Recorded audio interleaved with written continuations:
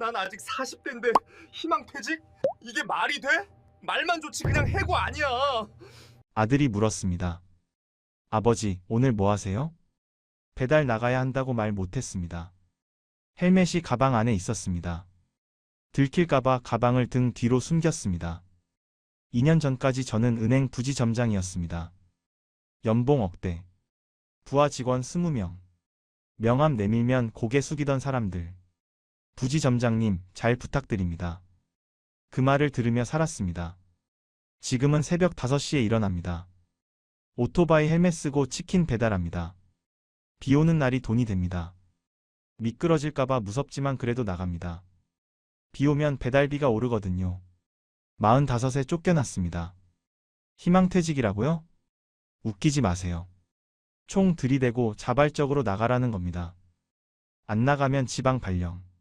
한직 발령. 선택지가 없었습니다. 왜 저였을까요? 18년 바쳤습니다. 주말도 반납했습니다. 가족보다 회사가 먼저였습니다. 아들 돌잔치에 야근했습니다. 아버지 칠순에 출장 갔습니다.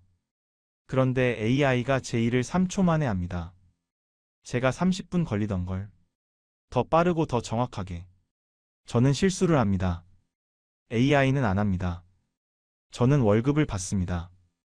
AI는 전기세만 냅니다. 퇴직금 2억 받았습니다. 이 정도면 괜찮지 싶었습니다. 큰돈이라고 생각했습니다. 1년 반 만에 1억 날렸습니다. 재취업요? 45세 경력직 뽑는 데가 없습니다. 이력서 53군데 넣었습니다.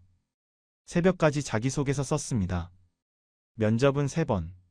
합격은 0. 지금 40대 취업자 41개월째 줄고 있습니다. 아십니까? 당신 옆자리 동료. 내일 사라질 수 있습니다. 그 다음은 당신 차례입니다. 오늘 제가 맨바닥까지 추락한 이야기. 끝까지 들으시면 당신은 저처럼 무너지지 않을 겁니다. 구독과 좋아요. 지금 누르세요. 이건 남 얘기가 아닙니다. 저는 78년생입니다. 올해로 47이 됐습니다. 대학 졸업하고 26에 은행에 입사했습니다. 2004년이었습니다. IMF 외환위기가 끝나고 경제가 회복되던 시기였습니다. 은행원. 그때는 선망의 직업이었습니다. 취업 경쟁률이 50대 1이었습니다. 50명이 지원해서 1명 뽑는 거였습니다. 저는 그 1명이었습니다. 서류 전형, 필기시험, 1차 면접, 2차 면접, 최종 면접. 5단계를 통과했습니다. 3개월이 걸렸습니다. 합격 발표 나던 날 인터넷으로 확인했습니다. 제 수험번호가 있었습니다. 손이 떨렸습니다. 3번을 다시 확인했습니다. 어머니한테 전화했습니다. 엄마, 나 붙었어. 어머니가 우셨습니다. 전화기 너머로 울음소리가 들렸습니다. 우리 아들 은행 들어갔다. 고생 끝났다. 아버지는 동네 사람들한테 술 사셨습니다. 그렇게 자랑스러워 하셨습니다. 우리 아들 은행 다닌다. 은행원이야. 동네 어르신들이 부러워했습니다. 요즘 은행 들어가기 하늘의 별 따기라던데. 아들 잘 키웠네. 첫 월급이 180만 원이었습니다. 그때는 꽤 괜찮은 수준이었습니다. 대기업 초봉이랑 비슷했습니다. 첫 월급 타던 날 은행에서 현금으로 뽑았습니다. 봉투에 담았습니다. 퇴근하고 부모님 댁에 갔습니다. 엄마, 아빠, 이거요. 봉투를 내밀었습니다. 10만 원씩 2개. 아버지가 손살에 치셨습니다. 됐다. 내가 써라. 집에 돈 안 보내도 된다. 아니에요. 받으세요. 앞으로 매달 드릴게요. 억지로 드렸습니다. 아버지 손이 떨리셨습니다. 주름진 손. 어머니가 또 우셨습니다. 우리 아들 다 컸네. 그게 효도였습니다. 그때는 열심히 일했습니다. 창구 업무부터 시작했습니다. 예금 받고, 송금하고, 대출 상담하고, 신입이라 제일 먼저 출근했습니다. 아침 7시 반. 청소하고, 서류 정리하고, 선배들 커피 타고, 업무 시작은 9시였지만 준비할 게 많았습니다. 퇴근은 밤 10시, 11시. 야근이 당연했습니다. 칼퇴근하면 눈치 받았습니다. 신입이 벌써 가? 할 일 없어? 그래서 늦게까지 남았습니다. 할 일이 없어도 주말에도 나갔습니다. 고객 관리한다고. 골프 접대, 저녁 회식. 힘들었지만 불만은 없었습니다. 다들 그렇게 살았으니까. 고객들 얼굴을 외웠습니다. 이름을 기억했습니다. 가족 관계까지 파악했습니다. 수첩에 적어뒀습니다. 김철수 사장 따님 이화여대, 아들 고3, 와이프 당뇨. 이런 식으로 고객이 오면 꺼내봤습니다. 김 사장님, 따님 대학 합격하셨다면서요? 축하드립니다. 자네가 어떻게 알았어? 지난번에 말씀하셨잖아요. 이화여대 가고 싶다고. 김 사장 얼굴이 환해졌습니다. 자네 참 세심하네. 마음에 들어. 그렇게 관계를 쌓았습니다. 신뢰를 만들었습니다. 그게 영업이었습니다. 사람 냄새 나는 일. AI는 절대 못하는 일이라고 생각했습니다.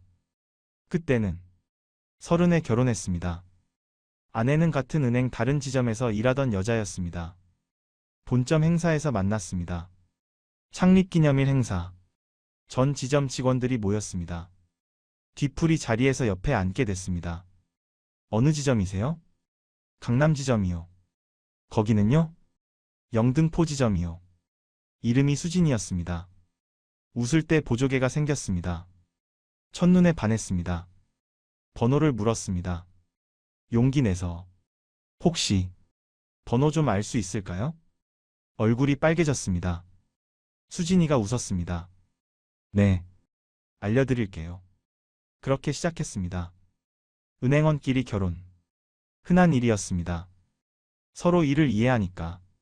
야근에도 이해하고, 주말 출근에도 이해하고. 32의 아들이 태어났습니다. 민준이. 저를 닮아서 눈이 컸습니다. 분만실에서 아들을 처음 안았을 때 세상에서 제일 작은 손이 제 손가락을 잡았습니다. 눈물이 났습니다. 민준아, 아빠가 잘 키울게. 35의 딸이 태어났습니다. 서연이. 아내를 닮아서 예뻤습니다. 보조개도 닮았습니다. 맞벌이였습니다. 둘 다 은행원이니까 수입이 괜찮았습니다. 합치면 월 800만 원은 됐습니다. 우리 이 정도면 잘 사는 거지? 응. 감사하게 살자. 서울 외곽에 아파트를 샀습니다. 34평. 대출 4억 받아서. 그래도 우리 집이 생겼다는 게 좋았습니다. 이사 가던 날, 빈 거실에 서서 둘러봤습니다. 여기가 우리 집이다. 아내가 웃었습니다. 드디어 우리 집이 생겼네. 애들 방 따로 만들어줬습니다. 민준이 방, 서연이 방. 아빠, 여기 내 방이야? 그래. 내 방이야. 마음대로 꾸며. 민준이가 좋아서 방방 뛰었습니다. 그 모습이 아직도 눈에 선합니다. 승진도 꾸준히 했습니다. 32의 대리, 36의 과장, 40의 차장, 43의 부지점장. 매번 승진할 때마다 아내와 외식했습니다. 여보, 축하해. 고마워. 당신 덕분이야. 은행에서 부지점장이면 꽤 올라간 겁니다. 위에 지점장만 남았습니다. 축하해. 부지점장 달았네. 동기들이 부러워했습니다. 입사 동기 50명 중에 부지점장 단 건 저 포함 5명 뿐이었습니다. 부지점장이 되니까 연봉이 8천만 원을 넘었습니다. 성과급까지 합치면 억대에 가까웠습니다. 명함에 부지점장이라고 박혔습니다. 새 명함을 받던 날, 한참을 들여다봤습니다. 은행 영등포 지점. 부지점장 박정훈. 뿌듯했습니다. 내가 여기까지 왔구나. 그 명함 내밀면 사람들 태도가 달라졌습니다. 대출 받으러 온 사람들. 고개 숙이고 말했습니다. 부지점장님, 잘 부탁드립니다. 영업사원들도 깍듯이 대했습니다. 부지점장님, 식사 한번 하시죠. 솔직히 기분 좋았습니다. 인정받는다는 느낌. 내가 뭔가 됐다는 느낌. 착각이었습니다. 그 명함, 그 직함, 그 연봉. 전부 빌린 것이었습니다. 회사가 빌려준 건 회사가 돌려내라 하면 끝이었습니다. 그걸 몰랐습니다. 아니, 알면서도 외면했습니다. 나는 다르겠지. 나는 잘하고 있으니까. 나한테 그런 일은 안 생기겠지. 모든 사람이 그렇게 생각합니다. 잘릴 때까지는 아이들 학원 보내고, 가족 여행도 가고, 부모님 용돈도 드리고, 명절에 한우 세트 보내고, 아이들 새 옷 사주고, 가끔 외식하고, 평범하지만 안정적인 삶이었습니다. 이게 끝까지 갈 줄 알았습니다. 정년까지, 55세까지, 최소한 그때까지는 천만의 말씀이었습니다. 시청 전 구독과 좋아요를 눌러주시면 여러분의 노후를 지키는 작은 행운이 될 수 있습니다. 변화는 서서히 왔습니다. 처음에는 몰랐습니다. 개구리가 끓는 물에서 서서히 익듯이 2018년쯤부터였습니다. 인터넷 뱅킹은 이미 보편화됐고 모바일 뱅킹이 폭발적으로 늘었습니다. 스마트폰 하나로 다 됐습니다. 송금, 이체, 조회, 대출 신청까지. 창구에 손님이 줄었습니다.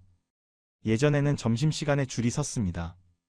번호표 뽑고 30분씩 기다렸습니다. 대기 의자가 모자랄 정도였습니다. 이제는 한산했습니다. 하루에 오는 손님이 반으로 줄었습니다. 창구 직원들이 멍하니 앉아 있었습니다. 할 일이 없어서. 요즘 창구에 사람이 왜 이렇게 없어? 후배가 물었습니다. 다들 폰으로 하니까 그렇지. 대수롭지 않게 넘겼습니다. 그래도 복잡한 건 와야 하지 않을까요? 대출이나 외환 같은 거요. 글쎄, 뭐 그렇겠지. 그런데 복잡한 것도 앱으로 되기 시작했습니다. 대출 신청. 앱으로. 서류 스캔해서 올리면 끝. 신용카드 발급. 앱으로. 본인 인증만 하면 끝. 외환 거래. 앱으로. 환율 확인하고 바로 송금. 펀드 가입. 앱으로. 설명서 읽고 동의 버튼만 누르면 끝. 사람이 필요 없어졌습니다. 2020년. 코로나가 터졌습니다. 세상이 멈췄습니다. 사람들이 집에 갇혔습니다. 비대면이 폭발했습니다. 은행에 오는 사람이 뚝 끊겼습니다. 코로나 무서워서. 밖에 나가기 싫어서. 그런데 금융 거래는 계속해야 했습니다.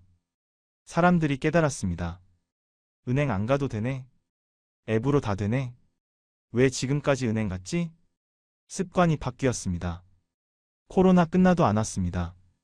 이제 은행 갈 일이 없어요. 다 폰으로 해요. 손님들이 그렇게 말했습니다. 지점이 줄기 시작했습니다. 3호동 지점 폐쇄한대. 거기 꽤 컸는데 유동인구 줄어서 적자래. 매년 수억씩 손해봤대.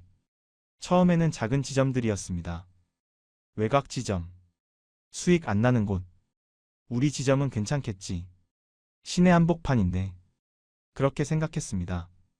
그런데 점점 커졌습니다. 시내 지점도 닫혔습니다. 신촌 지점도 통합한대. 신촌? 거기 대학 가잖아. 손님 많을 텐데. 요즘 대학생들 은행 안 와. 다 토스로 해. 토스. 카카오뱅크. K뱅크. 인터넷 은행이 떠올랐습니다. 지점이 없었습니다. 앱으로만 운영했습니다. 인건비가 없으니까 이자를 더 줬습니다. 수수료가 없거나 쌌습니다. 젊은 사람들이 몰렸습니다. 시중은행 이자 2%, 카카오뱅크는 3%인데 우리가 경쟁 상대가 아니었습니다. 우리 은행만이 아니었습니다. 모든 은행이 그랬습니다. 2020년부터 2024년까지 전국 은행 지점이 1000개 넘게 사라졌습니다. 1000개. 뉴스에서 봤습니다. 은행 점포 사라진다. 5년간 1200개 폐쇄. 지점 하나에 직원이 평균 15명입니다. 1200개면 18,000명. 18,000명의 자리가 없어진 겁니다. 그래도 저는 괜찮다고 생각했습니다. 나는 부지점장이잖아. 실적도 좋잖아. 영업 잘하잖아. 인맥도 있고. 착각이었습니다. 2022년. AI 얘기가 나오기 시작했습니다. 점심시간에 후배들이 얘기했습니다. 요즘 AI가 대출 심사한대요. 무슨 AI? 고객 신용 분석하고 대출 한도 정하고. 자동으로요. 본점에서 시범 운영 중이래요. 처음에는 웃었습니다. AI가 뭘 알아? 사람 눈으로 봐야지. 숫자만 보고 어떻게 판단해? 그러게요. 대출은 사람을 봐야 해. 이 사람이 진짜 갚을 사람인지. 얼굴 보고 말 들어봐야 알지. 자신 있게 말했습니다. 근데 웃을 일이 아니었습니다. AI가 심사하면 30분 걸리던 게 3초 만에 끝났습니다. 3초. 제가 서류 검토하고, 소득 확인하고, 신용 조회하고, 담보 평가하고, 상환 능력 계산하고, 30분 걸렸습니다. 빠르면 20분. 복잡한 건 1시간. AI는 3초. 버튼 누르면 끝. 더 무서운 건 정확도였습니다. AI 심사 정확도가 95%, 부실 대출 비율 5%, 사람 심사 정확도가 88%, 부실 대출 비율 12%. AI가 사람보다 나았습니다. 숫자로 증명됐습니다. 회의 시간에 발표가 있었습니다. 본점에서 내려온 자료. AI 심사 도입 후 부실률 7% 감소. 심사 시간 98% 단축. 전 지점 확대 적용 예정입니다. 박수가 나왔습니다. 저는 박수를 못 쳤습니다. 손에 땀이 났습니다. 내 일을 AI가 한다고? 그래도 복잡한 건 사람이 해야지. 고액 자산가 상담은 AI가 못하잖아. 감정이 필요하니까. 그렇게 위안했습니다. 그런데 그것도 오래 안 갔습니다. 챗봇이 들어왔습니다. 고객이 문의하면 AI가 답했습니다. 24시간. 쉬지 않고. 명절에도. 새벽에도.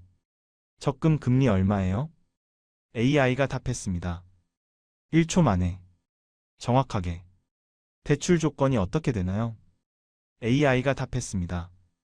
고객 상황에 맞춰서. 맞춤형으로. 환율 전망이 어때요? AI가 답했습니다.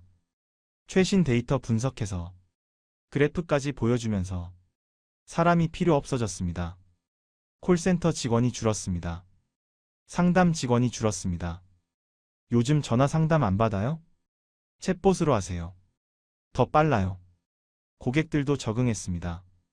사람보다 AI가 편하다고 했습니다. 기다릴 필요 없으니까. 눈치 볼 필요 없으니까. 회의 시간에 또 발표가 있었습니다. 비대면 거래 비중이 70%를 넘었습니다. 내년에는 80% 목표입니다. 팀장이 자랑스럽게 말했습니다. 디지털 전환 속도가 업계 1위입니다. 박수가 나왔습니다. 저는 그 말을 듣는데 등에서 식은땀이 났습니다. 80%가 비대면이면 대면은 20%. 지금 인력의 20%만 있으면 된다는 뜻이었습니다. 나머지 80%는? 그 생각을 하니까 밤에 잠이 안 왔습니다. 침대에 누워서 천장을 봤습니다. 여보, 왜 안 자? 응. 그냥. 생각이 좀 있어서. 아내한테 말 못했습니다.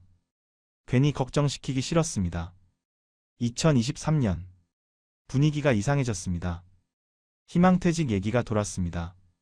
점심시간에 동료들이 수군거렸습니다. 올해 희망퇴직 규모가 크대. 얼마나? 1000명 넘는다던데. 역대 최대래. 1000명? 진짜? 1000명.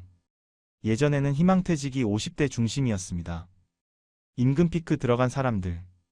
어차피 몇 년 안 남은 사람들. 그런데 달라졌습니다. 45부터 대상이래. 45? 그건 너무 이르지 않아? 위에서 그렇게 정했대. 조직 효율화래. 45. 저는 45이었습니다. 심장이 쿵 내려앉았습니다. 설마 나한테 오겠어? 나는 실적도 좋은데. 지난 분기 지점 1등 했는데. 그렇게 생각했습니다. 아니, 그렇게 믿고 싶었습니다. 어느 날 인사팀장한테서 면담 요청이 왔습니다. 메일이 왔습니다. 제목 면담 요청. 박정훈 부지점장님, 금일 오후 3시 인사팀장실로 와주시기 바랍니다. 그 메일을 보는 순간 알았습니다. 끝났구나. 그 면담을 평생 잊지 못할 겁니다. 2023년 10월 어느 날 인사팀장실 앞에 섰습니다. 심장이 뛰었습니다. 손에 땀이 났습니다. 복도가 길게 느껴졌습니다. 형광등 불빛이 유난히 밝았습니다. 문 앞에서 심호흡을 했습니다. 하나, 둘, 셋. 노크했습니다. 들어오세요. 문을 열었습니다. 인사팀장이 앉아 있었습니다. 표정이 굳어 있었습니다. 책상 위에 서류가 있었습니다. 제 이름이 보였습니다. 앉으세요. 앉았습니다. 의자가 딱딱하게 느껴졌습니다. 손을 무릎 위에 올렸습니다. 떨리는 게 보일까봐 단도직입적으로 말씀드리겠습니다. 인사팀장이 서류를 내밀었습니다. 희망퇴직 대상자로 분류되셨습니다. 머리가 하얘졌습니다. 귀가 멍해졌습니다. 뭐라고 말하는지 안 들렸습니다. 저요? 왜요? 목소리가 떨렸습니다. 조직 효율화 차원입니다. 개인 역량 문제가 아닙니다. 저 실적 좋지 않습니까? 지난 분기 지점 1등 했습니다. 작년에도 우수 직원상 받았습니다. 알고 있습니다. 그래도 어쩔 수 없습니다. 어쩔 수 없다니요? 이게 뭡니까? 18년을 바쳤는데. 목소리가 높아졌습니다. 스스로도 통제가 안 됐습니다. 인사팀장이 한숨을 쉬었습니다. 눈을 피했습니다. 솔직히 말씀드릴게요. 위에서 숫자가 내려왔습니다. 부지 점장급 30% 감축. 거기 포함되신 겁니다. 기준이 뭡니까? 왜 저입니까? 실적순 아닙니까? 나이입니다. 나이. 젊은 순으로 남기고 나이 든 순으로 내보내는 겁니다. 부지 점장 중에서 45 이상이 대상입니다. 그게 말이 됩니까? 저 45입니다. 아직 한창입니다. 10년은 더 일할 수 있습니다. 회사 입장은 다릅니다. 45이면 앞으로 10년. 인건비가 계속 올라갑니다. 연봉 8천 받는 부지 점장 1명 비용이면 신입 2명 쓸 수 있습니다. 할 말이 없었습니다. 숫자 앞에서 할 말이 없었습니다. 그리고 인사팀장이 말을 이었습니다. 목소리를 낮췄습니다. 솔직히 말씀드리면요. AI 도입되면서 업무량이 줄었습니다. 예전에 10명이 하던 일을 3명이 합니다. 시스템이 다 해줍니다. 인력이 남아돕니다. 그래서 저보고 나가라는 겁니까? 희망퇴직입니다. 강제가 아닙니다. 희망퇴직. 이름만 희망이었습니다. 희망은 없었습니다. 거절하면요? 인사팀장 표정이 미묘하게 변했습니다. 잠깐 눈을 피했습니다. 거절하시면 인사상 불이익이 있을 수 있습니다. 불이익이요? 발령이 날 수 있습니다. 지방으로 혹은 한직으로 창고 관리 부서라든가 협박이었습니다. 점자는 협박. 안 나가면 괴롭히겠다는 거였습니다. 버티지 못하게 만들겠다는 거였습니다. 생각해 보시고 결정해 주세요. 일주일 드리겠습니다. 일주일. 일주일 안에 18년 직장 생활을 정리하라는 거였습니다. 사무실로 돌아왔습니다. 걸음이 무거웠습니다. 복도가 흐릿하게 보였습니다. 자리에 앉았습니다. 컴퓨터 화면을 봤습니다. 아무것도 안 보였습니다. 후배가 물었습니다. 부지 점장님, 괜찮으세요? 안색이 안 좋아 보여요. 응. 괜찮아. 좀 피곤해서. 웃었습니다. 억지로. 화장실에 갔습니다. 세면대 앞에 섰습니다. 거울을 봤습니다. 창백한 얼굴이 보였습니다. 물을 틀었습니다. 찬물로 얼굴을 씻었습니다. 주먹으로 세면대를 쳤습니다. 소리가 안 나게. 살짝. 왜 나야? 왜 하필 나야? 집에 왔습니다. 아내한테 말 못했습니다. 저녁 먹으면서 웃었습니다. 애들이랑 얘기했습니다. 아빠, 오늘 학교에서요. 응, 뭐? 민준이 얘기를 들으면서 웃으면서 속으로는 무너지고 있었습니다. 밥맛이 없었습니다. 억지로 삼켰습니다. 밤에 아내가 잠든 후 거실에 나왔습니다. 불을 켜지 않았습니다. 어둠 속에 앉아 있었습니다. 베란다 창문을 열었습니다. 바람이 차가웠습니다. 10월 밤바람. 담배를 피웠습니다. 10년 만에 편의점에서 사왔습니다. 손이 떨려서 불이 안 붙었습니다. 18년. 26부터 45까지. 내 청춘을 다 바쳤습니다. 주말도 반납했습니다. 가족보다 회사가 먼저였습니다. 민준이 첫 돌에 야근했습니다. 케이크도 못 자르고 회사 갔습니다. 서연이 학예회에 못 갔습니다. 중요한 미팅이 있었습니다. 아버지 칠순에 출장 갔습니다. 아버지 죄송해요. 다음에 꼭 모실게요. 그 다음이 없었습니다. 아버지는 73에 돌아가셨습니다. 다 회사 때문이었습니다. 회사가 먼저였습니다. 그런데 이렇게 끝입니까? 일주일 생각해 보라고요? 전화를 들었습니다. 동기한테 전화했습니다. 같이 희망퇴직 대상된 녀석. 이름이 영수였습니다. 야, 너도 받았어? 목소리가 기어들어갔습니다. 어떡할 거야? 나가야지. 안 나가면 지방 발령이래. 강원도. 너도? 다 그래. 45 이상 부지점장 전부 대상이야. 20명 넘어. 20명? 그렇게 많아? 응. 젊은 애들 올리고 우리 내보내는 거야. 세대교체래. 분했습니다. 억울했습니다. 우리가 뭘 잘못했습니까? 시키는 대로 했습니다. 열심히 했습니다. 근데 퇴직금은 좀 세게 준대. 얼마? 법정 퇴직금에 특별 퇴직금 더해서 나는 2억 좀 넘게 나온대. 2억. 2억이면 괜찮은 거 아니야? 뭐가 괜찮아? 45에 나가서 뭐래? 오래 살면 40년 더 살아야 하는데 2억으로 40년 살아? 1년에 500이야. 그 말에 정신이 번쩍 들었습니다. 2억. 40년. 1년에 500만 원. 한 달에 40만 원. 한 달 40만 원으로 가족 넷이 살아? 불가능했습니다. 그런데 달리 방법이 없었습니다. 거절하면 지방 발령. 한직 발령. 결국 버티다 권고사직. 희망퇴직 받으면 최소한 퇴직금은 두둑하게 나옵니다. 사방이 막혀 있었습니다. 일주일 동안 고민했습니다. 밤마다 잠을 못 잤습니다. 아내한테 말했습니다. 숨길 수 없었습니다. 여보, 나 희망퇴직 대상이래. 아내 얼굴이 굳었습니다. 뭐라고? 왜? 당신 잘하고 있었잖아. 나이래. 45 이상은 다 대상이래. 거절하면 안 돼? 지방 발령 간대. 강원도. 사실상 나가라는 거야. 아내가 한참 말이 없었습니다. 퇴직금은 얼마나 줘? 2억 정도. 2억. 어떡하지? 여보. 일단 받자. 지방 가면 우리 다 무너져. 애들 학교도 있고. 아내도 어쩔 수 없다는 걸 알았습니다. 일주일 후 희망퇴직 신청서에 도장을 찍었습니다. 손이 떨렸습니다. 도장이 삐뚤어졌습니다. 수고 많으셨습니다. 인사팀장이 악수를 청했습니다.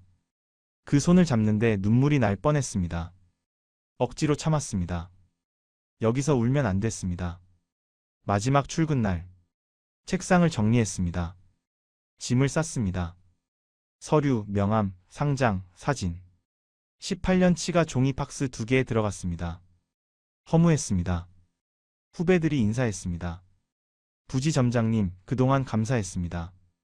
많이 배웠습니다. 건강하세요. 웃으면서 말했습니다. 웃어야 했습니다. 그래. 너희들 잘해라. 나중에 밥 사줄게. 나중은 없을 거라는 걸 알면서 그렇게 말했습니다. 엘리베이터에 탔습니다. 1층 버튼을 눌렀습니다. 문이 닫혔습니다. 혼자가 되니까 참았던 눈물이 흘렀습니다. 손으로 얼굴을 가렸습니다. 18년. 이렇게 끝이구나. 퇴직금 2억 1천만 원이 통장에 들어왔습니다. 문자가 왔습니다. 은행 입금 2억 1천만 원 잔액 2억 1152만 3,800원. 숫자를 보니까 실감이 안 났습니다. 이렇게 큰 돈이 제 통장에? 스마트폰 화면을 여러 번 확인했습니다. 진짜였습니다. 여보, 2억이야. 2억 1천만 원. 아내한테 보여줬습니다.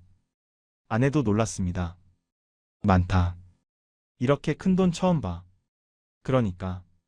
이 정도면 괜찮지 않아? 잘하면 몇 년 버틸 수 있어. 그때는 그렇게 생각했습니다. 2억이면 뭐든 할 수 있을 것 같았습니다. 재취업하면 되지. 경력이 있는데 18년 은행 경력. 부지 점장까지 했는데 어디서든 쓰겠지. 금융권이 아니어도 돼. 대기업 재무팀도 있고 컨설팅 회사도 있고 어디든 가겠지. 그게 착각이었습니다. 퇴직하고 처음 한 달은 쉬었습니다. 18년 일했으니까 좀 쉬자. 재충전 기간이라고 생각해. 아내도 동의했습니다. 그래. 그동안 고생했으니까 푹 쉬어. 집에서 쉬었습니다.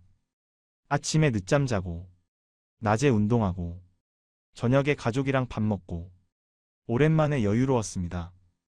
아이들 학교 데려다 주는 것도 처음 해봤습니다. 아빠가 데려다 줄까? 진짜요? 좋아요. 서연이가 좋아했습니다. 학교 앞에서 내려주는데 서연이가 손을 흔들었습니다. 아빠, 다녀올게요. 그 모습을 보는데 눈물이 날 뻔했습니다. 18년 동안 한 번도 못 해준 건데 밀린 일들을 했습니다. 도서관에서 책 빌려 읽고 등산도 가고 영화도 보고 아내랑 낮에 데이트도 했습니다. 우리 이렇게 낮에 돌아다니는 거 신혼 때 이후로 처음이지? 그러게. 신기하다. 평화로웠습니다. 그런데 한 달이 지나니까 불안해지기 시작했습니다. 통장에서 돈이 빠져나갔습니다. 카드 명세서가 왔습니다. 생활비 300만 원. 아파트 대출 이자 100만 원. 애들 학원비 150만 원. 보험료 50만 원. 통신비 20만 원. 관리비 30만 원. 한 달에 650만 원. 아무것도 안 하고 가만히 있어도 650만 원이 빠졌습니다. 2억을 650으로 나누면 30개월. 2년 반. 재취업해야겠다. 본격적으로 구직을 시작했습니다. 이력서를 썼습니다. 이름 박정훈. 나이 45세. 학력 대학교 경영학과. 경력 은행 18년 부지점장. 자격증 은행텔러, 투자상담사, 보험설계사. 괜찮아 보였습니다. 이 정도 경력이면 어디서든 받아주겠지. 채용 사이트에 등록했습니다. 사람인, 잡코리아, 인크루트. 이력서를 넣었습니다. 금융권 위주로 넣었습니다. 증권사, 보험사, 캐피탈사, 저축은행, 핀테크. 첫 주에 10군데. 둘째 주에 15군데. 셋째 주에 18군데. 한 달 동안 53군데의 이력서를 넣었습니다. 매일 채용 공고를 확인했습니다. 새로운 공고가 올라오면 바로 지원했습니다. 자기소개서를 썼습니다. 한 군데마다 다르게. 회사에 맞춰서. 새벽까지 컴퓨터 앞에 앉아 있었습니다. 여보, 이제 자. 몸 상해. 응. 조금만 더 하고. 결과는? 면접 연락이 3군데 왔습니다. 53군데 중 3군데. 6%. 나머지 50군데는 서류 탈락. 아니, 무응답. 지원해주셔서 감사합니다. 귀하의 서류는 아쉽게도. 그런 메일조차 안 왔습니다. 그냥 무시. 그래도 3군데면 희망이 있었습니다. 첫 번째 면접. 중견보험사였습니다. 영업관리직 모집. 양복을 차려입었습니다. 넥타이를 맸습니다. 구두를 닦았습니다. 면접장에 갔습니다. 대기실에서 기다렸습니다. 다른 지원자들이 있었습니다. 다들 젊었습니다. 30대 초반으로 보였습니다. 저만 나이 들어 보였습니다. 박정훈님, 들어오세요. 면접실에 들어갔습니다. 면접관 3명이 앉아 있었습니다. 앉으세요. 면접관이 이력서를 보더니 물었습니다. 은행에서 18년 하셨네요. 왜 나오셨어요? 희망퇴직했습니다. 희망퇴직이요? 45세? 표정이 미묘하게 변했습니다. 뭔가를 의심하는 눈빛. 요즘 은행이 그렇습니다. 구조조정이 심해서. 아, 그렇군요. 혹시 본인 의지로 나오신 건가요? 아니면 권고를 받은 건지 묻는 거였습니다. 문제가 있어서 쫓겨난 건지. 본인 의지입니다. 새로운 도전을 하고 싶어서. 거짓말이었습니다. 속으로는 분했습니다. 그렇군요. 면접관이 메모를 했습니다. 표정이 좋지 않았습니다. 면접은 30분 만에 끝났습니다. 형식적이었습니다. 일주일 후 불합격 통보. 매일 한 줄. 아쉽게도 이번 채용에서는 함께하지 못하게 되었습니다. 두 번째 면접. 저축은행이었습니다. 지점장급 모집. 연봉 희망이 어떻게 되세요? 전 직장에서 8천 정도 받았는데 비슷하게 받고 싶습니다. 면접관이 웃었습니다. 피식. 저희는 지점장도 5천 초반입니다. 아, 저희 규모가 작아서요. 그래도 괜찮으시면 검토해 볼게요. 5천. 연봉이 3천만 원 깎이는 거였습니다. 그래도 취업이 급했습니다. 괜찮습니다. 하겠습니다. 면접관이 고개를 끄덕였습니다. 괜찮은 것 같았습니다. 그런데 결과는 불합격. 나중에 들으니까 내부 승진으로 갔다고 했습니다. 처음부터 외부 채용 생각이 없었던 거였습니다. 세 번째 면접. 캐피탈사였습니다. 심사역 모집. AI 활용 경험 있으세요? 네. 저희 심사 시스템이 AI 기반이거든요. 관련 경험 있으시면 좋을 것 같아서. AI는 사용은 해봤지만 깊이는. 아, 그러시구나. 면접관이 고개를 끄덕였습니다. 실망한 표정. 요즘 신입들은 AI 다 다루거든요. 파이썬 기본은 하고, 데이터 분석도 하고, 경력직은 그쪽이 좀 약하시더라고요. 신입들은 AI를 다룬다. 경력직은 약하다. 그 말이 가슴에 박혔습니다. 불합격. 세 번의 면접. 세 번의 불합격. 53군데 지원. 합격 0. 석 달이 지났습니다. 퇴직금에서 1,950만 원이 빠졌습니다. 남은 돈 1억 9천만 원. 왜 안 되는 거야? 밤에 천장을 보며 생각했습니다. 경력도 있고, 실적도 있고, 능력도 있는데, 왜 안 받아주는 거야? 인터넷에 검색해 봤습니다. 40대 재취업. 기사가 나왔습니다. 40대 취업자 41개월 연속 감소. 40대 재취업률 20% 미만. 기업들 경력직 기피. 신입 AI 인재 선호. 숫자가 눈에 들어왔습니다. 41개월 연속 감소. 3년 넘게 계속 줄고 있다. 재취업률 20% 미만. 10명 중 2명만 재취업한다. 나머지 8명은 치킨집 차리거나 편의점 하거나 배달 알바하거나. 그 8명이 저였습니다. 재취업이 안 되니까 다른 방법을 찾았습니다. 창업. 은행 경력 있으니까 금융 관련 사업하면 어떨까? 아내한테 말했습니다. 창업? 뭘? 대출 중개업. 법인 대출 컨설팅. 그런 거. 인맥으로 하는 거야. 될까? 인맥도 있고, 노하우도 있고. 18년 했잖아. 해볼 만하지 않아? 아내가 반신반의했습니다. 하지만 다른 방법이 없었습니다. 사무실을 얻었습니다. 강남 오피스텔. 30평. 보증금 2천, 월세 150. 인테리어를 했습니다. 책상, 의자, 컴퓨터, 폭합기. 500만 원 들었습니다. 간판을 달았습니다. 금융 컨설팅. 명함을 만들었습니다. 대표라고 박혔습니다. 대표. 부지점장보다 좋아 보였습니다. 내 사업. 내 회사. 기대에 부풀었습니다. 그런데 현실은 달랐습니다. 손님이 없었습니다. 은행 다닐 때는 고객이 찾아왔습니다. 은행 간판이 있으니까. 신뢰가 있으니까. 독립하니까 아무도 안 왔습니다. 사무실에 혼자 앉아 있었습니다. 전화가 안 울렸습니다. 이메일이 안 왔습니다. 하루 종일 아무도 안 왔습니다. 어디서 고객을 구하지? 예전 고객들한테 연락했습니다. 사장님, 저 기억하세요? 예전에 은행에서 담당했던 박정훈입니다. 아, 네. 기억하죠. 부지점장님. 제가 독립해서 금융 컨설팅 하고 있거든요. 혹시 대출 필요하시면 연락 주세요. 좋은 조건으로 해드릴게요. 아, 네. 필요하면 연락드릴게요. 끊습니다. 연락 오는 경우 거의 없었습니다. 전화를 100통 넘게 했습니다. 답이 온 건 5통. 그중 계약까지 간 건 하나. 은행 다닐 때는 부지점장님 하면서 굽신거리던 사람들. 나가니까 안 받습니다. 모르는 번호는 안 받습니다. 받아도 바쁘다고 끊습니다. 제가 은행 부지점장 출신인데요. 그래서요? 간판이 없으니까 아무것도 아니었습니다. 예전에는 은행 부지점장이라는 직함이 신뢰였습니다. 지금은 전 은행 부지점장이었습니다. 전이 붙으니까 달랐습니다.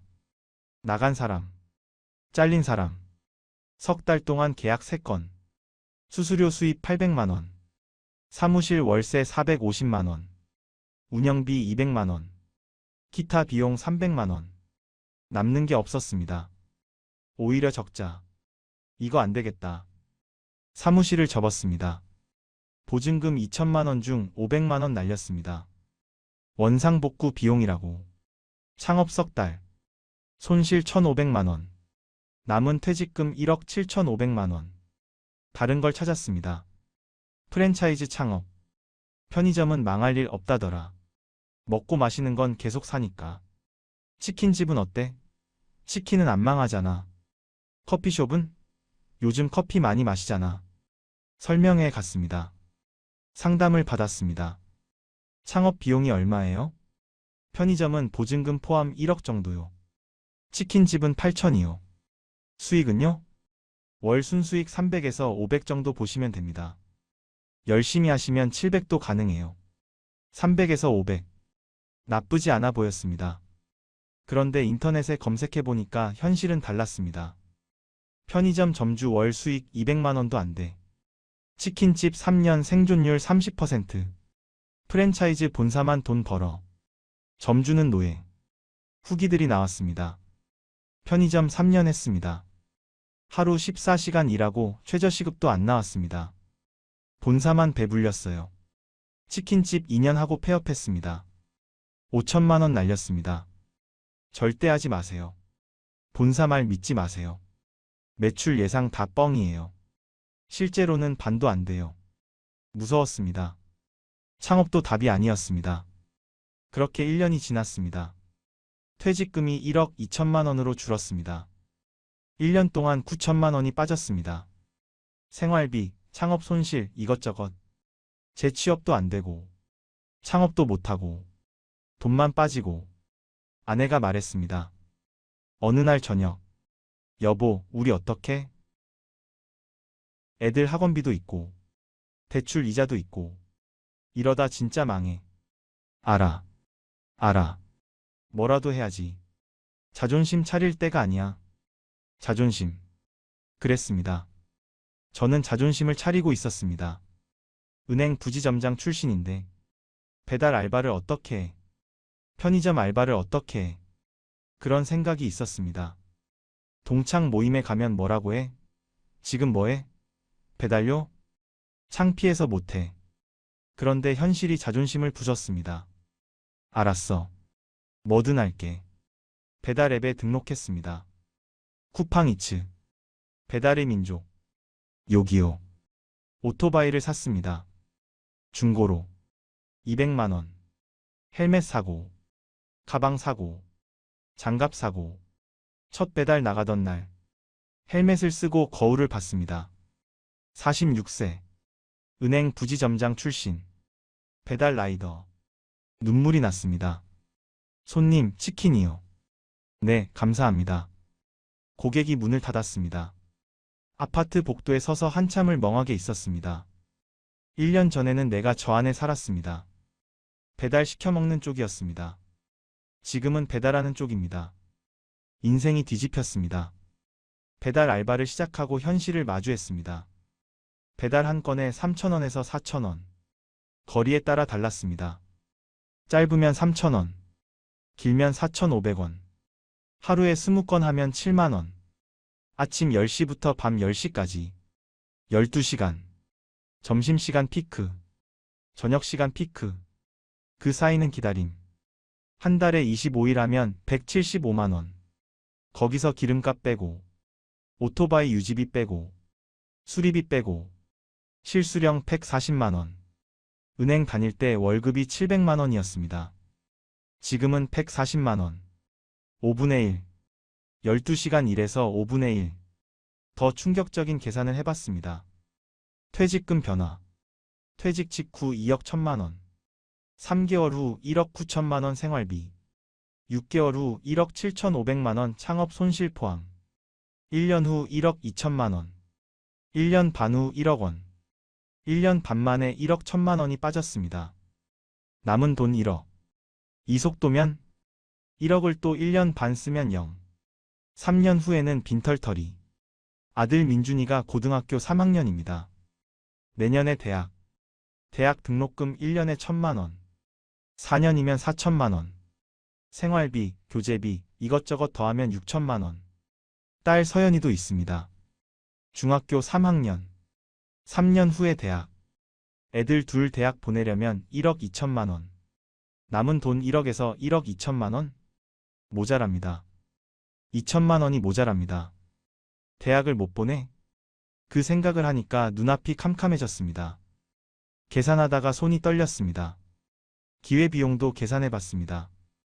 은행에 계속 다녔다면 연봉 8천만 원. 55세까지 10년. 8천 곱하기 10. 8억. 퇴직금도 더 늘었을 겁니다. 2억이 3억. 총 11억.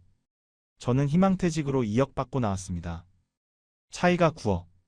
9억. 그 돈이 있었으면 애들 대학 보내고 결혼 자금 해주고 노후도 준비하고 다 할 수 있었습니다. 지금은 배달 알바로 140만 원 벌면서 퇴직금 까먹으면서 미래가 안 보입니다. 더 무서운 숫자가 있었습니다. 뉴스를 봤습니다. 유튜브 알고리즘이 밀어줬습니다. 40대 취업자 41개월 연속 감소. AI 도입 후 사무직 일자리 30% 감소. 한국 일자리 74% AI 대체 가능. 74%. 일자리 4개 중 3개가 AI로 대체 가능하다. 제가 하던 일. 대출 심사. 고객 상담. 서류 검토. 데이터 분석. AI가 다 합니다. 더 빠르고 더 정확하게. 저는 30분 걸렸습니다. AI는 3초. 저는 실수를 합니다. AI는 안 합니다. 저는 월급을 받습니다. AI는 전기세만 냅니다. 저는 야근 싫어합니다. AI는 24시간 일합니다. 저는 아픕니다. AI는 안 아픕니다. 회사 입장에서 누굴 쓰겠습니까? 당연히 AI죠. 그럼 저 같은 사람은 쓸모가 없어진 겁니다. 18년 경력이 쓸모가 없어진 겁니다. 그 사실을 인정하기 힘들었습니다. 내가 뭘 잘못했어? 아무것도 잘못 안 했습니다. 열심히 살았습니다. 성실하게 일했습니다. 그런데 세상이 바뀌었습니다. AI가 왔습니다. 디지털 전환이 왔습니다. 저는 거기 적응하지 못했습니다. 아니, 적응할 시간도 없이 쫓겨났습니다. 밤에 아내와 얘기했습니다. 여보, 미안해. 뭐가 미안해? 내가 이렇게 됐잖아. 은행 잘 다니면 됐는데. 거기서 버텼으면 됐는데. 당신 잘못 아니야. 회사가 그런 건데. 세상이 그런 건데. 그래도 아내가 손을 잡았습니다. 우리 같이 버티자. 어떻게든 되겠지. 고마웠습니다. 그리고 미안했습니다. 한참을 손을 잡고 있었습니다. 아들 민준이가 물었습니다. 어느 날, 아빠, 요즘 뭐해요? 학교에서 친구들이 물어보거든요. 민준이 아빠 뭐 하시냐고. 뭐라고 했어? 그냥 사업하신다고 했어요. 컨설팅. 거짓말을 하게 만들었습니다. 아들한테 배달 알바한다고 말 못했습니다. 창피했습니다. 부끄러웠습니다. 은행 부지점장 아버지가 배달 알바 아버지가 됐습니다. 밤마다 생각했습니다. 왜 이렇게 됐을까? 천장을 보면서 잠이 안 와서 정리해봤습니다. 첫째, 시대가 바뀌었습니다. AI가 사람을 대체합니다. 은행뿐만이 아닙니다. 모든 산업이 그렇습니다. 제가 하던 일, 대출 심사, 고객 상담, 서류 검토, 데이터 분석, 전부 AI가 합니다. 더 빠르고 더 정확하게. 미국 아마존은 창고 직원 60만 명을 로봇으로 바꿀 수 있다고 합니다. 2030년까지. 메타, 월마트, 유튜브. 수만 명씩 감축했습니다. 한국도 마찬가지입니다. 은행뿐 아니라 보험사, 증권사, 대기업 사무직, 회계사, 변호사, 세무사, 전문직도 위험합니다. AI가 소장 작성합니다. AI가 회계 정산합니다. AI가 세무 신고합니다. 뉴스에서 봤습니다. 회계사 합격자 40% 미취업, 변호사 대형 로펌 취업률 28%, 전문직도 일자리가 없습니다. 하물며 저 같은 일반 사무직은 답이 없습니다. 둘째, 40대가 타겟이 됐습니다. 왜 40대일까요? 젊지도 않고 늙지도 않은 애매한 나이. 인건비는 높습니다. 연차가 쌓였으니까. 연봉이 올라갔으니까. 새로운 기술 적응은 느립니다. AI 다루는 건 젊은 애들이 낫습니다. 체력도 떨어집니다. 야근 힘듭니다. 회사 입장에서 비용 대비 효율이 떨어집니다. 40대 부지점장 1명 연봉이면 신입 2명 씁니다. 신입은 AI 다룹니다. 디지털에 익숙합니다. 그래서 자르는 겁니다. 40대 취업자가 41개월 연속 줄고 있습니다. 3년 넘게. 희망퇴직 연령이 40대까지 내려왔습니다. 은행, 편의점, 대기업. 다 마찬가지입니다. 신한은행. 40세 이상 희망퇴직. NH농협은행. 40세 이상 희망퇴직. 하나은행. 40세 이상 희망퇴직. 이마트24. 희망퇴직. 세븐일레븐. 희망퇴직. GS리테일. 희망퇴직. 40대가 경제의 허리라고요? 이제는 먼저 잘리는 계층입니다. 셋째, 저는 준비가 안 돼 있었습니다. 18년 동안 은행 일만 했습니다. 다른 기술이 없었습니다. 다른 경험이 없었습니다. AI 다룰 줄 몰랐습니다. 파이썬? 데이터 분석? 들어본 적은 있습니다. 해본 적은 없습니다. 은행이 망하겠어? 그렇게 생각했습니다. 내 자리가 없어지리라고는 상상도 못했습니다. 그래서 대비를 안 했습니다. 투잡을 안 했습니다. 부수입을 안 만들었습니다. 자격증을 안 땄습니다. 새로운 기술을 안 배웠습니다. 월급만 믿고 살았습니다. 회사만 믿고 살았습니다. 그게 문제였습니다. 넷째, 자존심이 발목 잡았습니다. 퇴직 후 1년 동안 자존심 차렸습니다. 나는 부지점장이었어.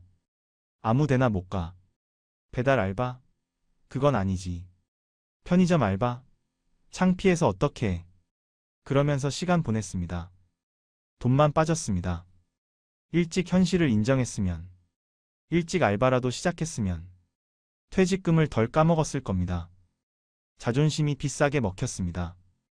1년 동안 5천만 원 넘게 까먹었습니다. 그 돈이면 3년은 더 버틸 수 있었습니다. 다섯째, 재취업 시장이 잔혹했습니다. 40대 경력직을 안 뽑습니다. 왜? 비쌉니다. 연봉을 많이 줘야 합니다. 젊은 신입 2명 쓰는 비용입니다. 거기에 AI 다루는 신입이 더 유용합니다. 경력직의 경험? 이제 별로 안 중요합니다. AI가 경험을 대체합니다. 데이터가 경험을 대체합니다. 경력 18년이 장점이 아니라 단점이 됐습니다.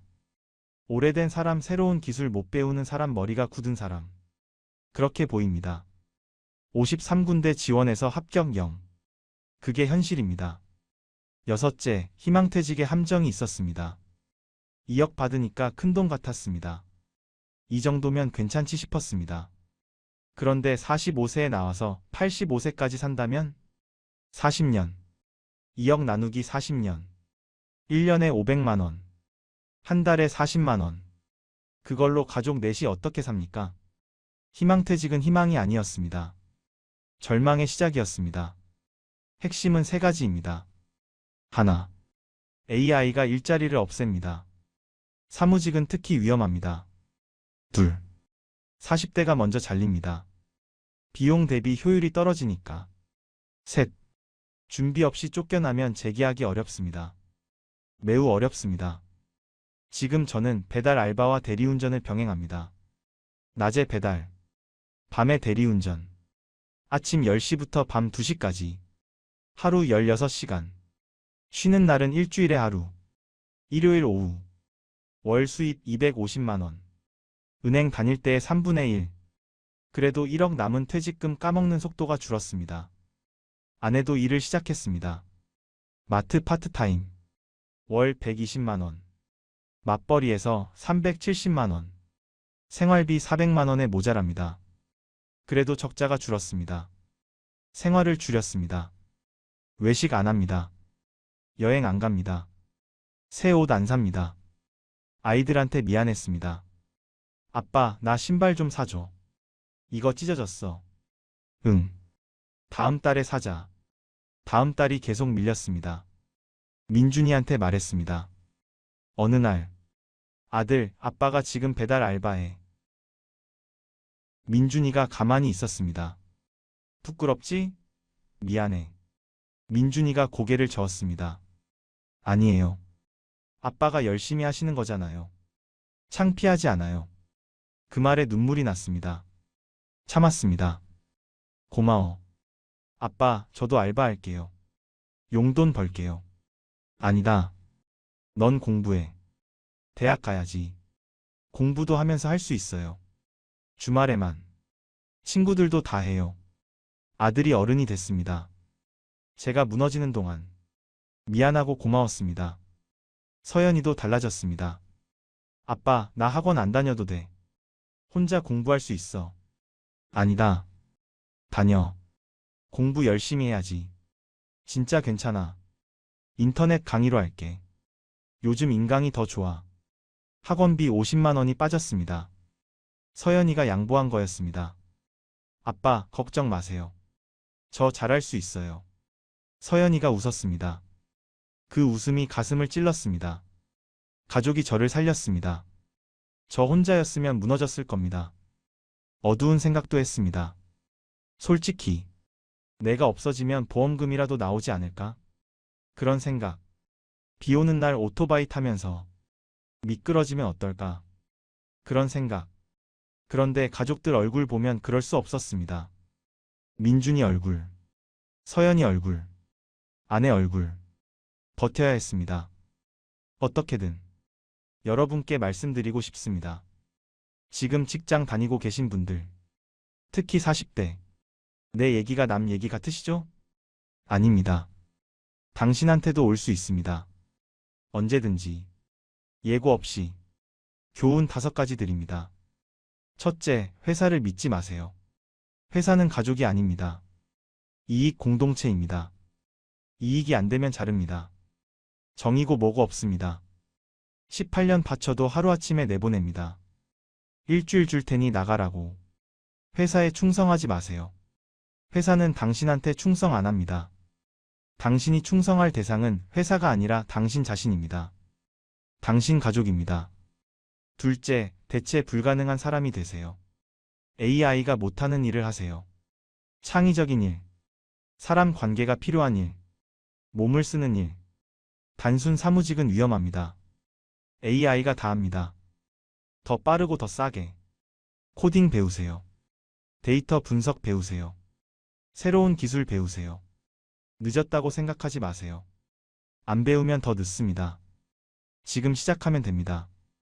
유튜브에 다 있습니다. 무료로 배울 수 있습니다. 셋째, 투잡을 준비하세요. 월급만 믿지 마세요.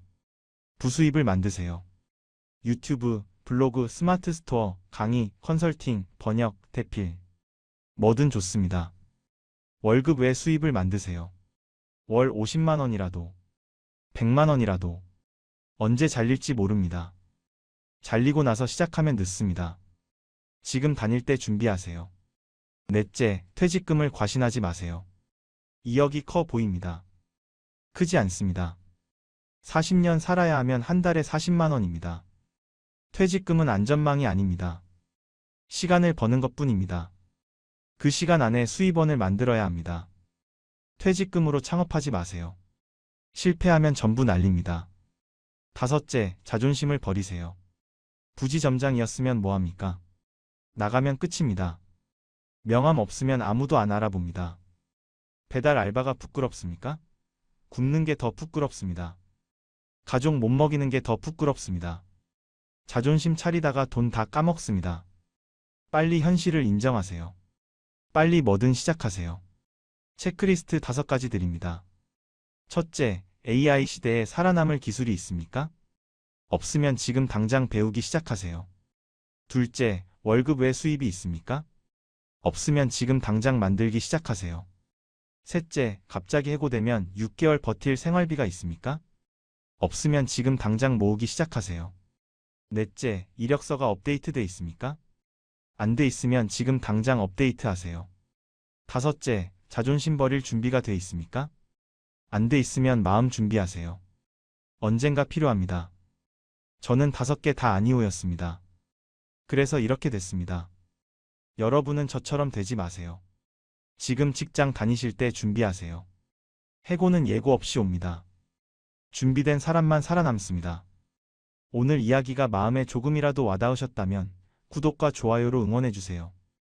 여러분께서 눌러주시는 응원 하나하나는 단순히 숫자가 아닙니다. 누군가의 각성이 될 수 있습니다. 누군가를 살릴 수 있습니다. 당신 옆자리 동료가 내일 사라질 수 있습니다. 그 다음은 당신 차례일 수 있습니다. 지금 준비하세요. 지금이 가장 빠릅니다. 다음에도 소중한 이야기로 찾아뵙겠습니다. 감사합니다.